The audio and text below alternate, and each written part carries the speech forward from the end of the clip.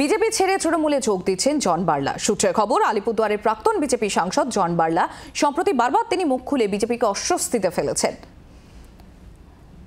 BJP ছেড়ে তৃণমূলে যোগ দিচ্ছেন জন বার্লা, সূত্র মারফত খবর। আর আলিপুরদুয়ারের প্রাক্তন এই বিজেপি সাংসদ জন বার্লা সম্প্রতি বারবার মুখ খুলে বিজেপিকে অস্বস্তিতে ফেলেছেন তিনি। নারায়ণ সিংহ রায় আমাদের প্রতিনিধি রয়েছেন আমাদের সঙ্গে। নারায়ণ, সূত্র মারফত কি খবর পাওয়া যাচ্ছে? তাহলে এবার ফুল বদল করছেন জন বার্লা? দেখো, আজ বাগডোগরা বিমানবন্দর থেকে তিনি বাড়ি যাওয়ার পথে কিন্তু সাংবাদিকদের এই উত্তরে তিনি বলছেন একজন মুখ্যমন্ত্রী তাকে আমন্ত্রণ জানিয়েছে, অর্থাৎ আগামীকাল উত্তর দুয়ারের এই আলিপুরদুয়ারের একটি সরকারি অনুষ্ঠান রয়েছে, সেই অনুষ্ঠানে তাকে আমন্ত্রণ জানানো হয়েছে। সেই জন্য মুখ্যমন্ত্রী যেহেতু তাকে আমন্ত্রণ জানিয়েছে, তার কথা মতো তিনি বলছেন যে সেখানে আমার যাওয়া উচিত, তাকে সম্মান জানানো উচিত।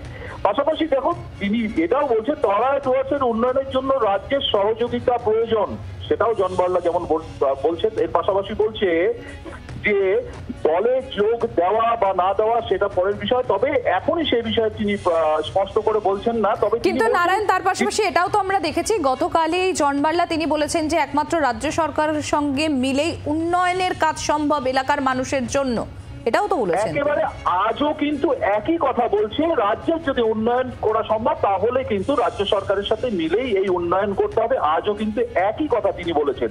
পাশাপাশি তিনি আরো বলেছেন তাকে তার দল অর্থাৎ বিজেপি তাকে তার যোগ্য সম্মান দেননি। তিনি যা যা প্রকল্প নিয়ে এসেছিলেন তার দলেরই লোক তাকে করতে দেননি, তাও কিন্তু সে অভিযোগ করেছে।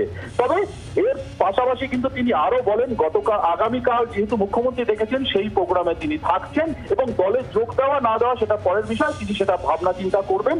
তবে ইতিমধ্যেই তিনি মুখ্যমন্ত্রীর আহ্বানে কিন্তু আগামীকাল যে সরকারি প্রকল্পের যে মুখ্যমন্ত্রীর যে বেশ কিছু প্রোগ্রাম রয়েছে সেই অনুষ্ঠানে কিন্তু তিনি যোগ দিতে চলেছেন। সেখানেই বোঝা যাবে যে জন বার্লা মুখ্যমন্ত্রীর হাত ধরে তৃণমূলে যোগদান করছেন কিনা। তবে তার কথায় কিন্তু কিছুটা হলেও ইঙ্গিত পাওয়া গেছে যে তিনি দলে যোগ দেওয়ার ব্যাপারে, তৃণমূলে যোগ দেওয়ার ব্যাপারে কিন্তু সেভাবে এখনো তিনি পরিষ্কার নাও করেননি। পাশাপাশি বিজেপিকে কিন্তু তিনি বিজেপির কাজে খুশি নয় এবং বিজেপি তাকে কোনোভাবেই কোনো কাজে তাকে সাহায্য করছেন না এবং বিজেপির দ্বারা রাজ্যে উন্নয়ন সেইভাবে সম্ভব না, যা করতে হবে রাজ্য সরকারকে নিয়েই করতে হবে, সেটা কিন্তু স্পষ্টই তিনি বলে দেন।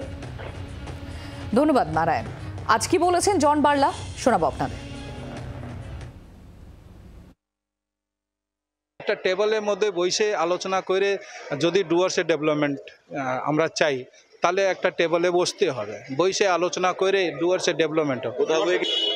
কাগজ কলমে ইমপ্লিমেন্ট হতে হবে, ওইটা ইমপ্লিমেন্ট তো পাচ্ছি না।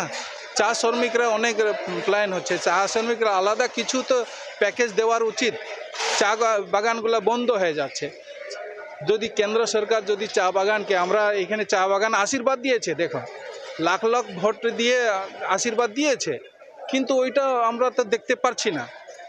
মানুষ দিয়েছে, আশীর্বাদ দিয়েছে, আমাদেরকে আশীর্বাদ দিয়েছে, আমরা কাজ করতে কাজ চাচ্ছিলাম, কিন্তু এইভাবে তো আমরা কাজ করতে পারছি না, আর সম্মানও পাচ্ছি না।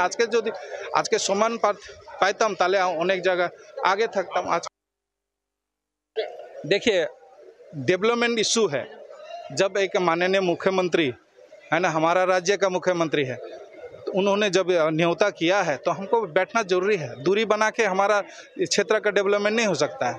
कुछ समस्या है, उस समस्या को हमको बताना पड़ेगा। देखिए वो फ्यूचर का बात है ना, आने वाला दिन का बात है। मैं ज़रूर बातचीत करके आगे का निर्णय लूँगा। हम चाहता है कि हमारा उन्नति नहीं, आम जनता का उन्नति चाहिए।